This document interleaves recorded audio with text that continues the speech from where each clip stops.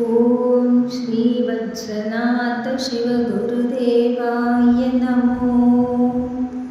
नमः।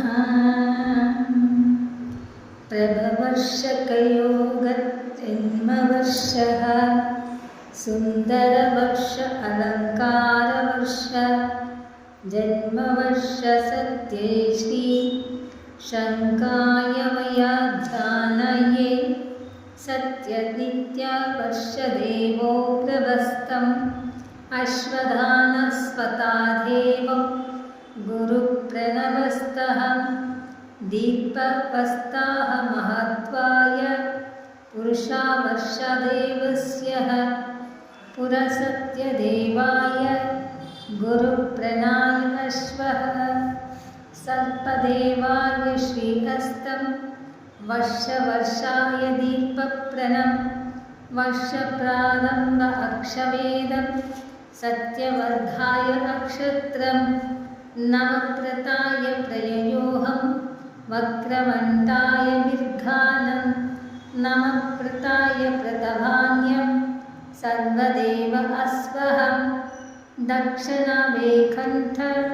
राजवंशवस्तदहं वेदत्रिपुरयोहस्त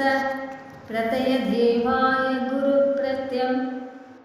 दक्षदेवाय कङ्कणं राजवंशप्रत्ययो योगन्धसत्यवंशाय प्रमलोकवेत्रिपयोहं दक्षदेवाय कृपणवरदसुन्दरवर्षनं नवधान अष्टनमं सर्वमोहनाय एकन्दाय नमो पवित्रं सर्वदीर्घाशान्तः सर्वे प्रततदेवाय वर्धमङ्गलयोघनं महादेवदृष्टस्त नमो पुष्पस्तनाय विनादेव प्रयध्या सर्वदेवशिवाय तद्विग्नाय नमस्तः अश्वदेवाय गुरुक्षेत्रं नन्दिदेवाय कृत्यः अश्वदेवाय गुरुक्षेत्र सर्वरूपं शिवगुरु आदिनित्यं शुगवंशं गन्धपुराणायस्य रुद्रवंशप्रचलनाथः महास्वपर्शहायः सिंहवाहन अस्तार्धं शक्तिपीठरूपम् सर्वप्रभादेवस्य महादेवतं स्तनम् आर्कण्ठदेवाय गुरुप्रत्यं वर्धदेवाय शास्तहम् ओङ्काररूपं शिवगुरु प्रत्यप्रताधनायहं कृगदेवाय गुरुप्रणं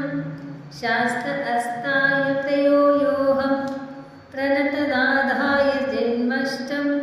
सर्वगुरुप्रतायः तद्वेदाय शङ्कर हरदेवप्रियं महादेवसुखवर्धनं महादेवाय नमः शिवम् ॐ महादेवाय तद्रूपं शिवगुरुदेवो वर्षवर्षान्तशास्ताः प्रिययोगन आदिनित्यं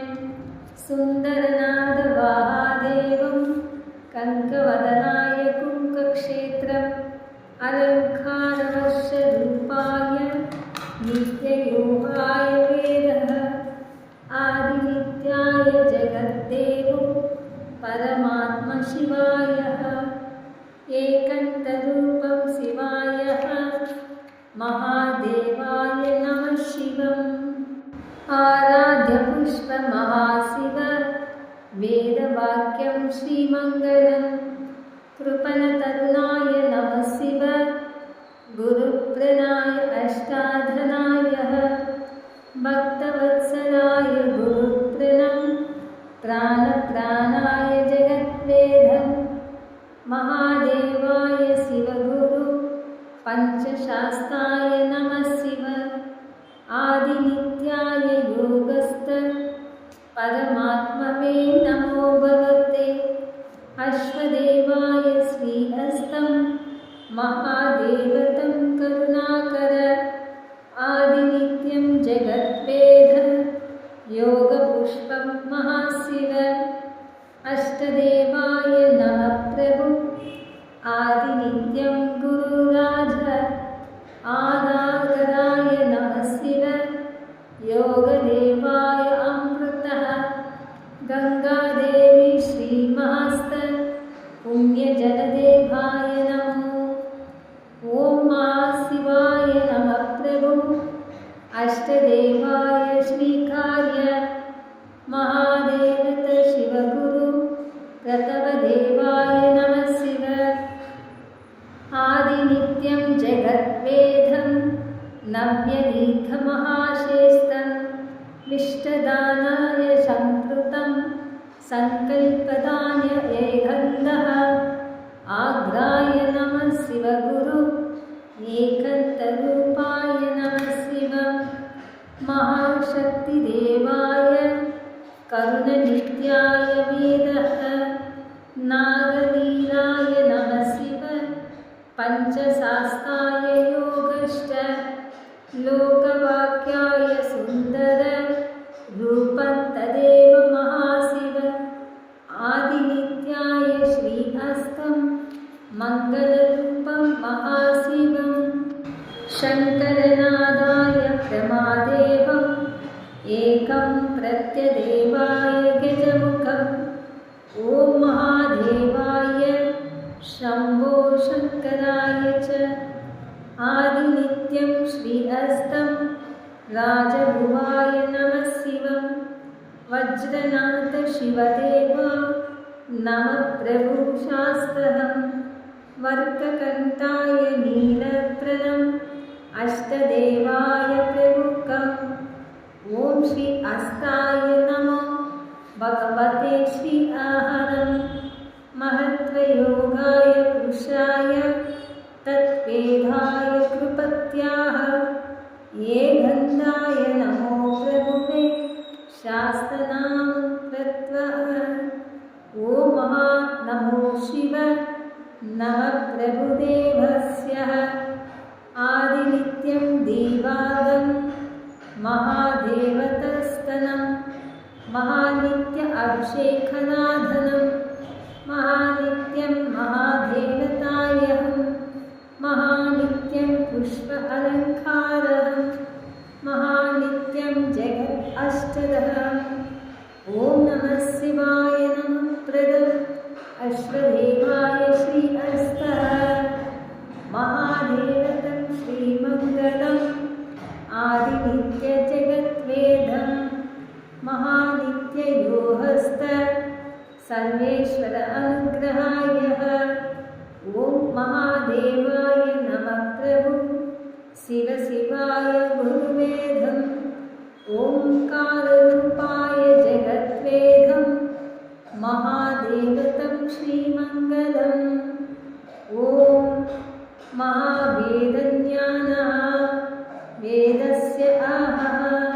तद्वेदाय नमो